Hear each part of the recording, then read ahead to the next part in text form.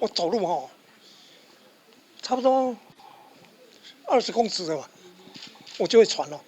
抱个孙子那个孙子人差不多5、6公斤吧，我没办法抱。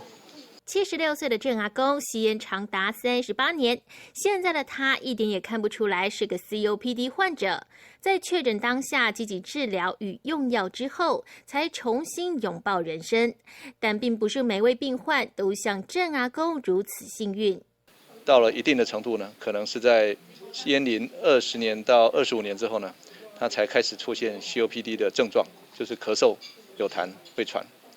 但是呢，他跟年龄的老化呢的时间点刚好类似，于是呢，很多人都以为是老化的关系呢，不知道要就医。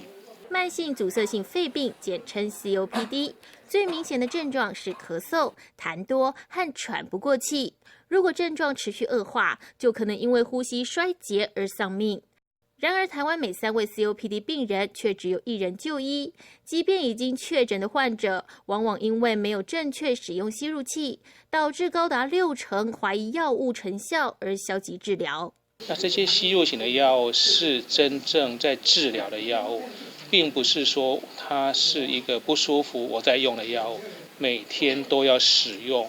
台湾胸腔暨重症加护医学会理事长于中仁指出，无论男女老少，只要有长期呼吸道不适的症状，就应该谨慎检查是否为 COPD 患者，才能早期用药，妥善控制病情，避免憾事发生。